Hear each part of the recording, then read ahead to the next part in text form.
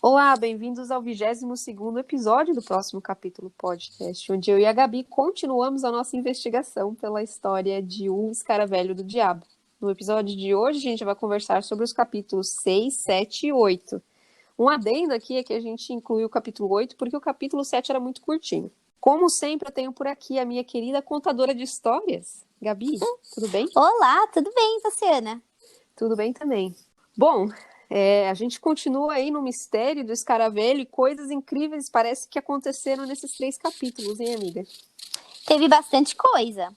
Bastante coisa vai acontecer, não tanto no capítulo 7, mas Não, tem é bastante verdade, o coisa. capítulo de uma página.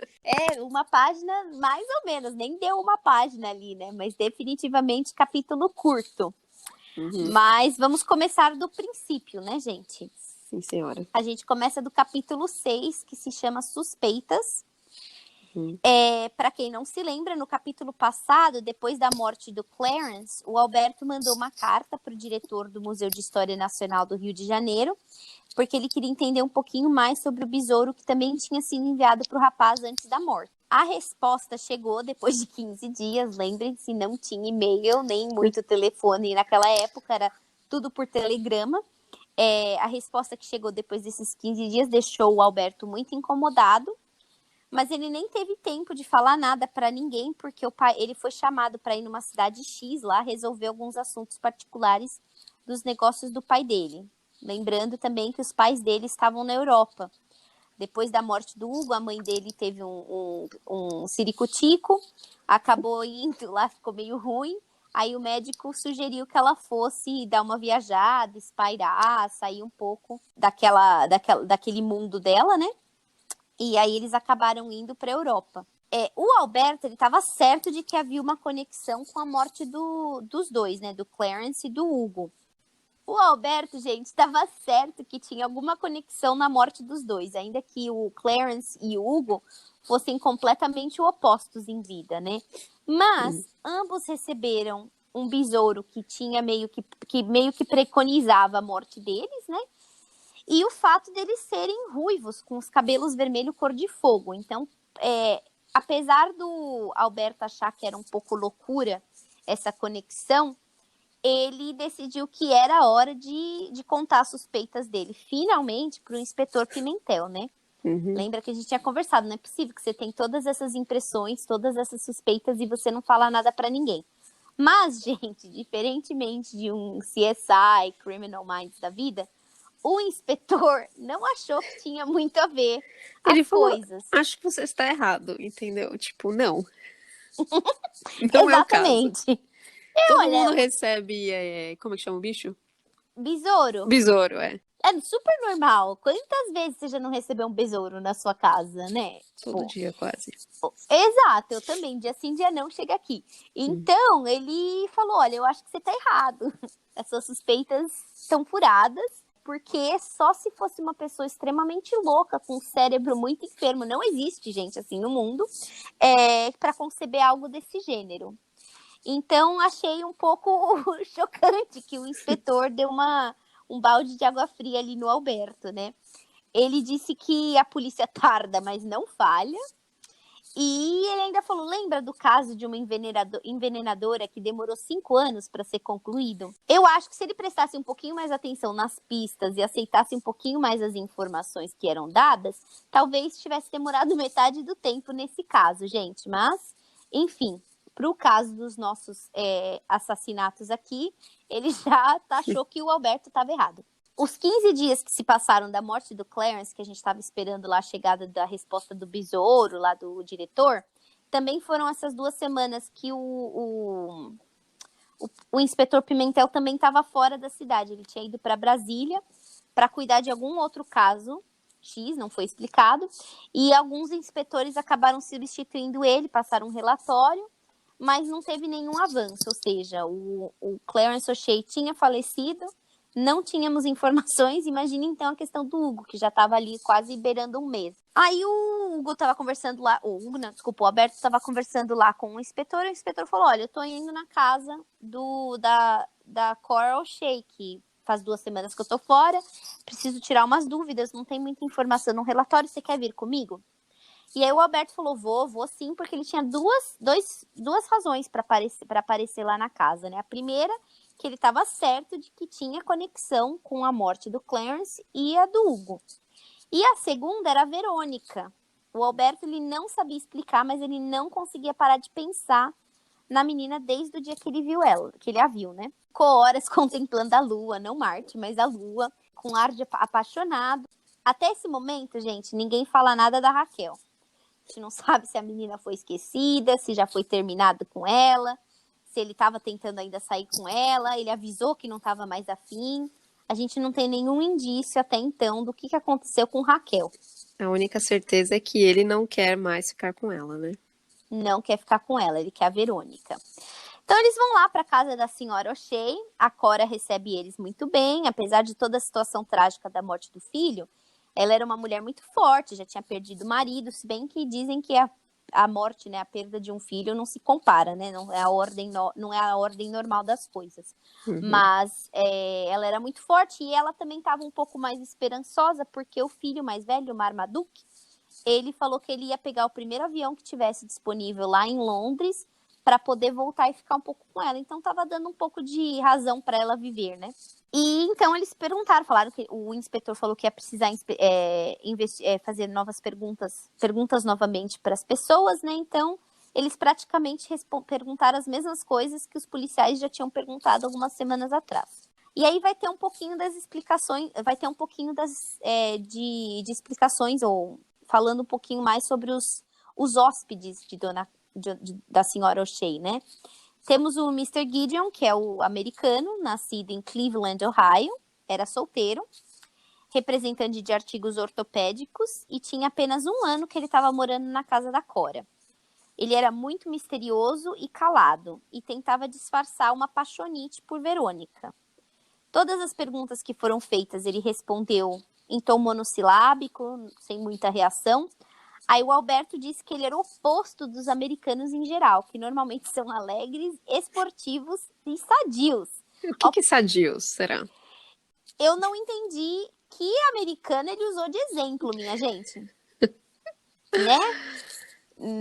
Não sei se é o que você vê nas Olimpíadas, né? A galera que tá nas Olimpíadas, que tá jogando alguma coisa, o time de basquete, porque ele ter falado que, no geral, o povo americano é alegre, cordial, esportivo, sadio, ao passo que o Mr. Gideon tinha pinta de coveiro. Achei um pouco fora de contexto ali, não sei, não diria que esse estereótipo aí tem tudo a ver com a população americana. Principalmente não em tempos de Laranjão, né? Não em tempos que as de coisas Laranjão. Ficaram mais polarizadas e difíceis. Essa história toda do esportivo sadios aí ficou um pouco fora. Aí o inspetor falou assim, não, relaxa, ele não quis responder as coisas, mas mesmo que as respostas vão vir à tona, porque a gente pode colocar aí um detetive para seguir ele e a gente vai ter as nossas respostas, nem se preocupa. No quarto do americano não tinha nada de extraordinário, tinha os catálogos com os produtos que ele vendia, 2 garrafas de uísque, algumas revistas e tinha um livro Como Fazer Amigos, que claramente o Mr. Gideon não estava lendo, né, gente? Aí eles partiram para o próximo, então não ficou com suspeita, mas também não agradou ninguém, um chuchu ali. O próximo da lista era o Mr. Grass, que é nascido em Genebra, na Suíça, e tinham 9 anos que ele morava na casa da Cora já. Super na dele, bem tranquilão. Ele ensinava línguas numa escola de rapazes. Isso eu já tinha falado num capítulo anterior, mas reforçou aqui também. Ele tem muita afeição por Verônica e estava ensinando a menina a falar francês. Lá no quarto do Mr. Gratz, vários dicionários de inglês, de francês, uma coleção completa do Larousse. E para quem não viveu na época do Larousse e da Barça, gente, eram muitos livros, né? Eram livros de pesquisa sobre todos os temas, né? Basicamente uma Wikipédia dos dias de hoje. E todo ano, se você comprava, você recebia ou comprava a atualização daquele ano, né? Se, por exemplo, Plutão deixou de ser planeta, você recebia uma atualização de Plutão sendo planetoide, né? Então, era muito livro, definitivamente. O Mr. Gratz tinha muito livro, trabalho colossal de encontrar, não tinha Ctrl F para encontrar, fazer buscas, tudo na mão, bem no braçal mesmo, né? E eu não sei se você teve, Ana, mas a gente teve um momento de riqueza que a gente comprou o CD da Barça. Então era Barça eletrônica. Eu não, você era privilegiada, Darling. Eu só tinha, o mais novo que eu recebi foi a La Russe. O La Russe Cultural, que era de algum Isso, jornal, né? isso. E a Barça era velha, eu nunca tive o CD, não. A gente tinha o La Russe Cultural, que era o que veio do Jornal X, não lembro agora. Uhum. E aí, num dado momento, a gente tinha o CD da Barça, que era, nossa, né, o ápice do negócio. Claro que precisava ser atualizado, você precisava comprar, né, e precisava ser atualizado. Então, definitivamente, outros tempos, né? Voltando lá para pro quarto do Grátis, na cômoda ele tinha uma caixa de chocolates, uma bandeja com frutas e um manual, um pequeno manual que dizia como fazer uma boa confissão. Uhum. O Alberto constatou que o Magricela era católico. Gente, eu não estou muito fã do Alberto nesses últimos capítulos. Ele se acha melhor que todo mundo, ele sempre faz um comentário para diminuir as pessoas. Tudo ele entende, tudo ele sabe. E por que ele precisa falar que o cara é um magricela, é um cara católico, né? Tipo, não pode falar que o rapaz é um católico, o homem é católico, para que precisa chamar ele de magricela? O outro de ranzinza. E achei ele muito antiprofissional, não tô o maior fã dele nesse momento. Não sei você, amiga, mas eu fiquei Não assim. concordo. Ele é, bom, de novo, livro infanto-juvenil, né? Então, acho que ela tem que usar, ou pensou em usar características fáceis de serem assimiladas pelas crianças. Mas é chato, né? Todo mundo ele critica, menos a Verônica, mas ele vai criticar, a gente chega nesse assunto depois. Mas Isso. Verônica, aliás, ela no mundo dessa cidade aí de Vista Alegre, só existe ela, né? Como um target Fêmea, né? feminino. Isso, obrigada. Ela tá a fêmea querida por todos. Agora, Edu do Grátis não ficou muito claro, né? Que ele fala que ele tem muita afeição pela Verônica. Não ficou claro se era uma afeição paterna ou uma afeição realmente, uma paixonite como o Gideon, né? Ficou um pouco, não ficou extremamente claro. Mas ela era muito querida, é uma fêmea de posição. Então vamos lá, falando na dita, a Verônica era a próxima a ser interrogada.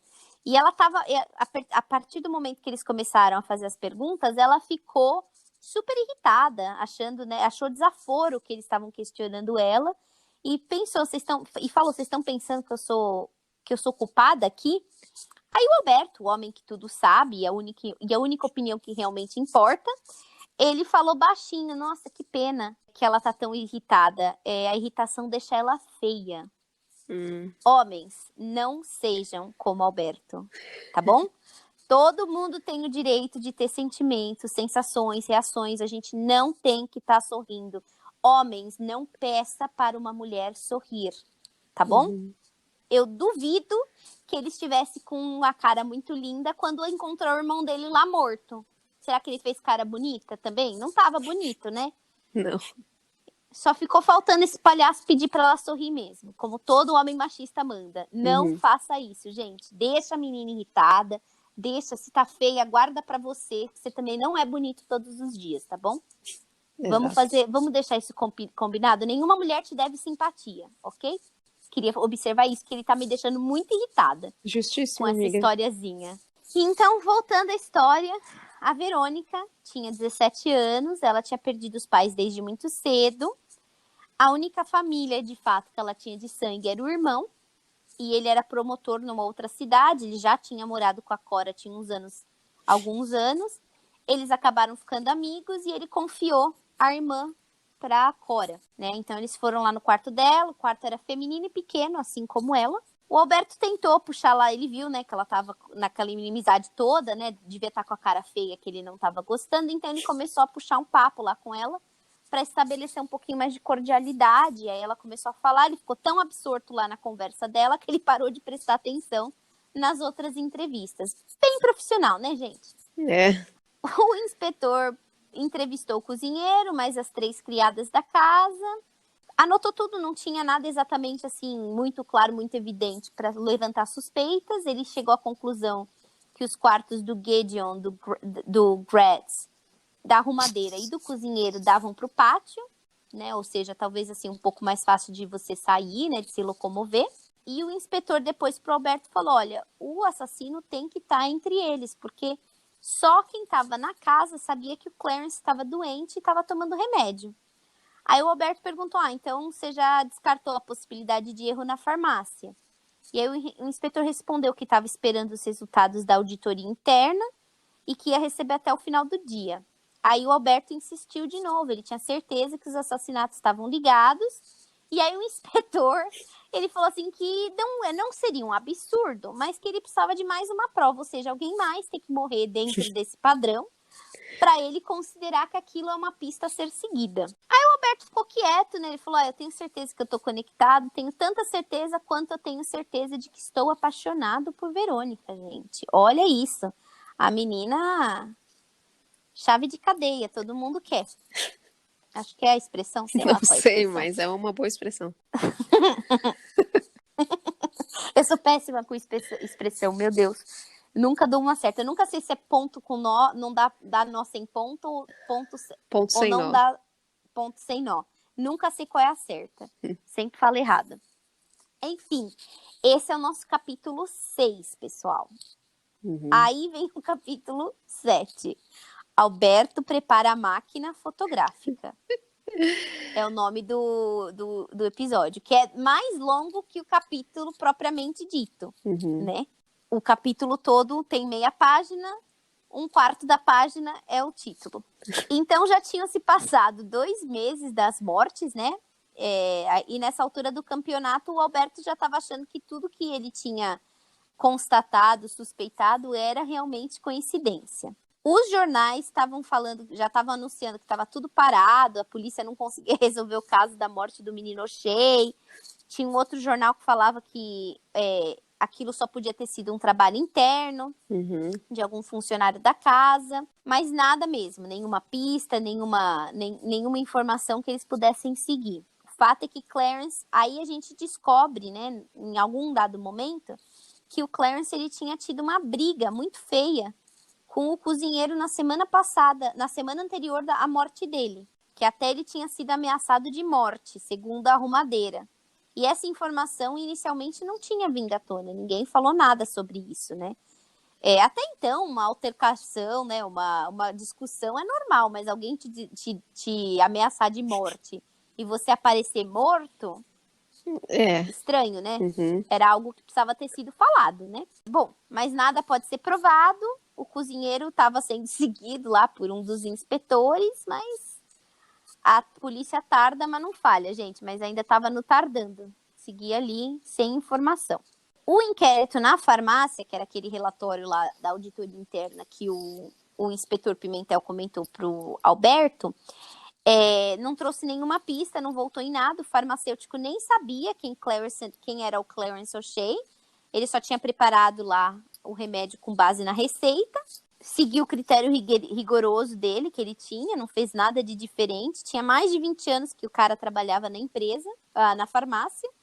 E nunca tinha tido problema nenhum. Ficha limpa, gente. Tá melhor que todos os políticos do Brasil. Então, não deu em nada aquilo ali, né? Então, foi isso que estava acontecendo, ou seja, nada acontecendo. Em paralelo, o Alberto continuou indo à casa da Cora, juntamente com o inspetor. A princípio, a Verônica não estava nem aí para ele, estava bem avessa, né? Tipo, ai, cara chato. Mas depois ela começou a corresponder ali, né? O amor do rapaz. Ele também se libertou da Raquel, se você estava em dúvida, como nós. Ele terminou com ela. E, segundo o narrador, não foi algo tão difícil, porque a moça tinha vários outros namorados e ela poderia facilmente ser consolada por um deles. Deve ser aquela vulgarzinha, como ouvimos nos capítulos anteriores aí. Então, ela estava bem tranquila. Alberto livre, leve e solto. Verônica livre, leve e solta. Vida seguindo. Aí vem o título deste episódio. Num dia X, Alberto preparou a máquina fotográfica para tirar uma foto de Cora, Mr. Gratz e Verônica. Ele posicionou o Mr. Gratz entre as duas mulheres. O Mr. Gratz tirou um pentinho do bolso, arrumou o cabelinho ajeitou a pérola negra que ele tinha na gravata e eles tiraram a foto. E a Verônica ficou tão linda na foto que o Alberto revelou uma ampliada, né, a foto da moça ampliada, e colocou essa cópia na carteira dele. E acaba aí o nosso episódio. Eu não entendi muito bem, nessa altura do campeonato da leitura, o que esse capítulo adicionou. Não, né? Posso dar o meu parecer? Pode, claro. Certeza que vai ter alguma coisa importante que vai sair nessa foto, que eles vão descobrir lá na frente, sei lá, porque tá muito aleatório, né? Concordo, foi o que eu coloquei de anotação aqui, que talvez alguma coisa na fotografia tenha alguma pista, algum indicativo que vai fazer total sentido, mas hoje não fez sentido, né? Foi só legal que ele tem uma câmera, legal que a Verônica tá se abrindo as investidas, legal que Mr. Grátis tem um pentinho no bolso, mas não ficou claro. Até talvez essa questão, agora que você falou, realmente, né? Talvez até essa questão do ampliar a foto, ele ampliou e pegou alguma coisa, né? Curioso, mas no momento, nada disse. Sim. E aí a gente segue para o capítulo 8, como a Ana falou no começo, esse capítulo era tão curto que a gente decidiu fazer um episódio triplo hoje para vocês, né? Então, só para dar um pouquinho mais aí de Ai, amiga, qual a palavra? Consistência? Consistência, isso. É isso Dá uma mesmo? engrossada aí. Para dar uma engrossada aí no caldo. É. Então, capítulo 8 chama Uma Praça de Touros em Sevilha. E se passa no teatro. Então, o teatro estava lotado e eles estavam apresentando aquela noite a ópera composta por Bizet, chamada Carmen. A cantora da ópera, a Carmen da ópera, era a Maria Fernanda, que era a grande sensação dos últimos tempos. Ela era um contrato que ganhara, e ela tinha ganhado vários prêmios em diversos concursos, e ela tinha passado 5 anos na Itália se aperfeiçoando. Então, todo mundo estava lá para ver a mulher cantar. O Alberto estava usando um binóculo, estava olhando lá todo mundo, todas as mulheres que estavam no teatro, achando elas todas lindas, maravilhosas. E o amigo que acompanha... Coisa de moleque, né, gente? O amigo que acompanhava o Alberto perguntou se aquela moça com o vestido decotadíssimo era a Paula. E o Alberto confirmou, sim, é a Paula, aquela lindona, né? E perguntou pro amigo se ainda tem uma queda por ela, e o amigo falou, nossa, tem uma depressão gigante, né? O cara até suspirou. Aí o Alberto falou que não gostava, falou pro amigo, eu não gosto de ópera, você fica 2 horas se chateando para escutar algumas áreas bonitas, e aí depois você termina, e ele achava ridículo que alguém precisava pedir um copo d'água cantando. Alberto, senhoras e senhores, o garoto que tem uma opinião para tudo, né, gente? A opinião dele é universal. Sim. Né? Ele tinha que fazer um comentário, não precisava, tinha que estar azedo, né? E aí o amigo falou que ópera é um gênero e tem muitos admiradores. O Alberto, que tem a opinião universal, falou que é um gênero totalmente fora da moda. Afinal, o Alberto é moderninho. E aí o amigo, né, já quis... Aí o amigo, sabe quando você tem aquele amigo chato, né, amiga? Ou não é um amigo chato, é aquele amigo que você sabe que não vai concordar com você em time de futebol, em religião, em política. Aí você já corta o assunto, né? Que você fala, não vai bater, vou perder essa amizade ou vou acabar aqui, né, a conversa. Então o amigo falou, é uma questão de gosto. Né? Cada um tem o seu. Vamos parar por aqui. Aí perguntou pro Alberto, você tá meio azedo, né? Você brigou com a Verônica? E o Alberto falou, sim, briguei com a Verônica. Porque ela tem um gênio horroroso, pessoal. Mais uma vez, estereotipando a mulher, né? E aí a Maria Fernanda tava lá, de Carmen, vestida de Carmen. E ela era grande, bem vistosa. E cabelos vermelhos fogo. Como os de Hugo e os de Clarence, pensou o Alberto, bem desconfortável. E aí são 4 atos, estavam dando os intervalos, o Alberto considerou ir lá falar com a Verônica, mas achou melhor se abster, esperto ele, né, não, se você quer lavar roupa suja, lave na sua casa, ninguém precisa ficar sabendo dessa sua situação toda. E aí, num desses intervalos, ele recebeu um bilhete, num dos atos, ele recebeu o bilhete da Raquel, que estava muito linda de verde naquela noite, a propósito, pedindo para ele se ele podia, no próximo intervalo, e vê-la. Fazia muito tempo que ela não o via e que ela queria saber como ele estava, enfim. E aí, né, cocotando, aí ele se surpreendeu que ele não ficou interessado. Ele falou, nossa, ela é linda, maravilhosa, encantadora, mas ela não é a Verônica. Não tem interesse. Aí passou o segundo ato, passou o terceiro ato, começou o último. E aí na cena, nesse ato, os toureiros estão voltando para Sevilha. O toureiro Escamilo, ele surge na carruagem com a Carmen lá do lado, ela toda cheia de joias, com chale vermelho. O Dom José volta para ele, suplica o amor, né, dele, pede para ela voltar. Ela fala que ela não vai voltar jamais, que ela não o ama mais. Tudo está terminado. E aí a Carmen solta um grito e cai morta no chão. E o Dom José fica chorando lá porque ele teve... Ele matou o amor da vida dele, né? Então é assim que a história termina e o público vai à loucura, todo mundo gritando bravo, em êxtase, porque, nossa, que performance incrível. A cortina desce para todos os atores e cantores voltarem para o palco e ela sobe novamente para eles agradecerem ao público. Tá todo mundo lá em pé agradecendo, exceto a Maria Fernanda, que tá lá caída, gente, morta no chão. Mortinha da vida, ou mortinha da morte. Nossa próxima vítima, ruiva, supostamente que tenha também recebido um besouro, não sabemos ainda, mas é assim que o nosso capítulo 8 termina. Pesado, mais uma morte. Mas é a terceira morte já. Terceira morte de uma pessoa ruiva nesse livro.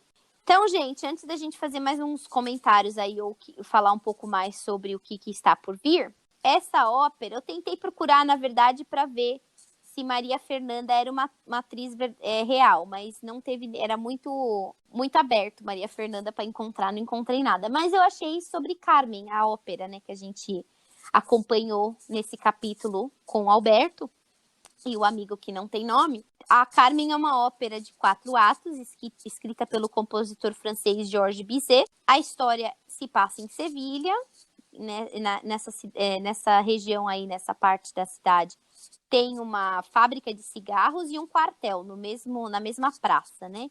E aí, no intervalo da fábrica, na hora do almoço, as cigarreiras elas saíam para fumar e cocotar com os rapazes do quartel. A Carmen, que era uma cigana sedutora que trabalhava na fábrica, ela começa a cantar e enfeitiça todo mundo, menos o Dom José, que é o seu objetivo principal. Ele se mostra indiferente porque ele está apaixonado por Micaela. As cigarreiras voltam para a fábrica, a Micaela vem para a cidade, lá para a região, lá para o quartel, para entregar uma carta para o Dom José, na qual a mãe dela pedia para ele se casar com a menina. E nesse, né, ele tá lendo a carta, vem um tumulto todo, porque deu uma briga lá dentro da fábrica e a Carmen cortou uma mulher com navalha no rosto. Nossa, amiga. E aí ela sai, ela é presa, né? Eles estão lá segurando ela, né? Antes de levá-la para prisão, porque ela machucou a mulher, né? E aí, antes dela ser levada para prisão, ela seduz e convence o Dom José que ela precisa ser solta. E aí ela foge, ela empurra o Dom José, finge que fugiu, e aí o Dom José ele é preso por conta disso. Esse é o primeiro ato. O segundo ato é numa taberna, e aí o Escamilo, que é um dos toureiros que estava tendo o festival, né, de touros em Sevilha, ele declara o amor dele para Carmen, e ele fala, eu tô indo embora que eu preciso seguir aqui, né, com as touradas, mas eu quero que você saiba que eu te amo. Mas ela não tá nem aí porque ela ama o Dom José. E aí, nesse mesmo bar, nessa mesma taverna, tem uns contrabandistas que estão oferecendo, eles oferecem negócios para Carmen e para as duas amigas. E ela primeiro fala, não, eu recuso, mas aí ela muda de opinião porque ela pensa, talvez o Dom José participe, se ele for desertado do exército, ele talvez entre nessa operação e a gente pode ficar junto. E aí ele tá lá, ele ficou ofendido, né? Ele falou, nossa, por que você tá falando que eu vou largar o exército para entrar no contrabando? Não faz o menor sentido, né? Só que aí rola lá um estresse todo, porque não só o Escamilo tá apaixonado por Carmen, o superior do Dom José, o Zuniga, também tá apaixonado por ela e quer o amor dela. Só que aí ela falou, não quero nada com você porque eu gosto do Dom José. E aí começa uma briga entre o Dom José e o Zuniga. O Zuniga perde, e aí, por conta dele ter perdido e ele ser o superior do Dom José no exército, ele acaba sendo forçado a desertar, e aí ele parte com a cigana e com os contrabandistas. Aí, no terceiro ato, os contrabandistas estão se preparando para entregar a mercadoria, e a Carmen já tá entediada da vida dela com o Dom José. O Dom José é super ciumento, ele não é um cara, assim, legal, né? Não tá atendendo às necessidades da cigana. Então, ela tira uma carta, que ela é cigana, né? Ela tira uma carta do tarô, e aí é o presságio da morte dela, gente. Ela tira a carta da morte. Aí ela não tá muito contente, mas nesse meio do caminho, o toureiro, né? O Escamilo chega. Aí ele não sabe quem é o amor da Carmen, mas ele vinha se comunicando com a Carmen. E aí ele, sem saber que o Dom José é o Dom José, ele fala que ele veio lá naquela região para encontrar com a Carmen, porque a Carmen estava cansada do amante dela. Chato, né, gente? E desse mesmo tempo, a Micaela, aquela aldeã lá que a mãe pediu, né, pro Dom José casar e tal, ela também aparece. E ela fala pro Dom José: volta comigo pra aldeia, porque minha mãe tá morrendo. Ela precisa te ver. Aí ele fala: tá, eu vou, mas ele vai até a Carmen e fala: se você me deixar, você tá frita. E ele vai embora. Aí a Carmen tá nem aí, né? Tipo, bye bye, Dom José, né? E ela fica com o Escamilo, porque ela já tá interessada no Escamilo agora, né? Aí vem o último ato, que é o que a gente viu no livro. Os toureiros estão voltando pra Sevilha. A Carmen tá com o Escamilo na carruagem dele, toda vestida de joias e tal. E o Dom José aparece e fala: volta comigo, Carmen. E ela fala que não, meu amor já acabou. Joga o anel, total despeitada, joga o anel na cara dele, o anel que ele tinha dado pra ela. Sabe aquela história, o meu amor que era... Como que é o... Se essa rua fosse minha? Meu amor que era tão grande, acabou... O amor que era tão grande foi-se acabou. O anel que tu me destes era grande e se quebrou, sabe? Jogou na cara dele. E aí o Dom José enfia uma faca na barriga da Carmen e ela morre na hora. Essa é a história bem pesada. O Bizet, que foi o compositor, ele morreu em julho e a obra virou sucesso em outubro. Então ele nem teve a oportunidade de ver a obra dele sendo performada, e que ele não pôde nem acompanhar e nem usufruir do sucesso. E no Brasil, a peça foi apresentada a primeira vez em 1881 no Teatro Dom Pedro II, no Rio de Janeiro. A companhia francesa de Maurice Grau foi responsável pela montagem, tinha a Paola Maire como Carmen. E em 6 de setembro de 1913 teve a primeira a primeira apresentação dessa ópera no Teatro Municipal, e ela foi cantada em italiano. E ela se tornou uma das óperas mais populares do Teatro Municipal Carioca. Se apresentou quase 100 récitas em 30 temporadas até 2014, pessoal. Então, uma ópera aí secular. Talvez fora de moda para o nosso coleguinha Alberto, mas definitivamente com muitos admiradores. Então, era só para falar um pouquinho do que aconteceu aí nesse teatro, como Carmen era importante. E o próximo capítulo, capítulo 9, é a Zarabatana Fatal, que eu suponho que seja o nome do besouro. Ah, pode ser, né? Foi Porque entregue para a Carmen. É a ideia que, em teoria, todo mundo recebe besouro, né? Partindo do princípio que ela também recebeu um besouro, e esse nome que eu nem sei do que se trata, eu tô supondo que é um nome do besouro. Que a Carmen, não, desculpa, a Maria Fernanda recebeu. Mas a gente só vai saber no próximo capítulo, né, gente? O que você achou desses capítulos, Ana? Eu acho que aquela teoria que eu tinha, que os capítulos vão se desenrolar de maneira bem rápido, tem a ver, tá vendo? Cada capítulo, bom, fora da foto, né? Fora da foto não serviu pra nada até então. Mas, assim, a velocidade do livro é bem rápida, né? Inclusive Sim. por ser um livro pequeno, né?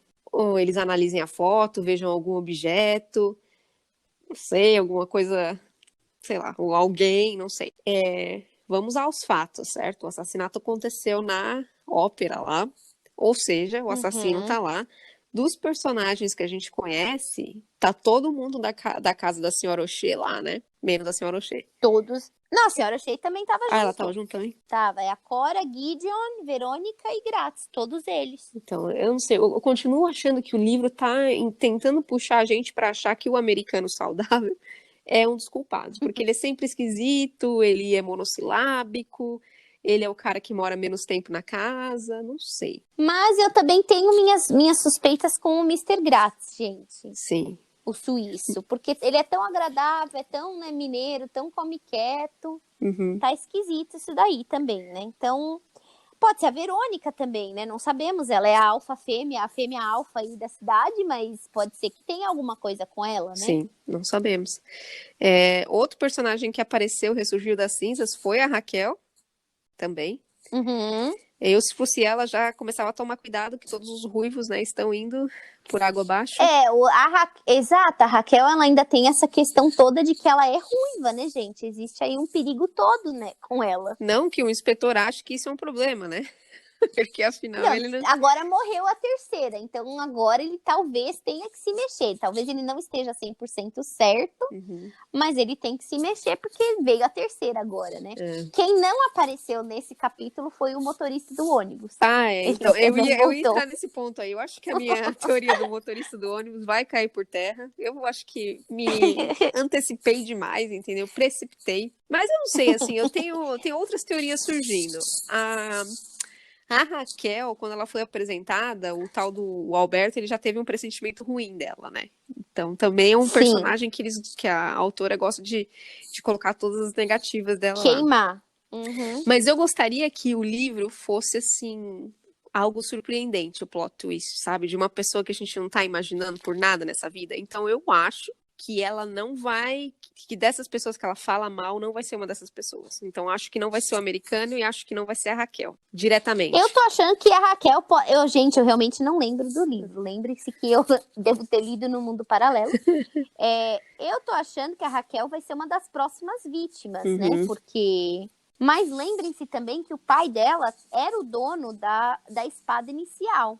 Sim, é verdade. Então a gente não sabe se ela também tem algum envolvimento aí, ela tá querendo ser a única ruiva da cidade. Não sabemos, né? Talvez seja o pai da Raquel. Tô brincando. Eu não vou criar mais minhas teorias porque não tô dando muito certo. Mas eu espero que seja o culpado seja alguém que a gente não tá esperando, pra dar aquela sensação de, nossa, como eu não pensei isso, sabe? Sim. Então... Talvez seja o Alberto e a gente nem tá sabendo, gente. Poxa, mas aí vai ser um mega plot twist mesmo, né? Não, aí exato, não imagino que seja. Mas tô bem animada, eu concordo com a Ana, o livro tá indo bem rápido, né? A gente já tá aí chegando no capítulo 9, bastante coisa ainda para acontecer, claro, mas agora eu concordo, acho que o inspetor Pimentel não vai ter chance de falar que não tem nada a ver, né? Não, e o inspetor Pimentel, ele tem que rever aí os esquemas dele de investigação também, né? Ele demora 3 meses para dar uma atualização para a senhora O'Shea, coitada. Ela já acha que ele vai entrar nos casos dos crimes perdidos, né? Que não vão ter solução. Exatamente. Ele não acha que a pista do escaravelho é importante, do besouro.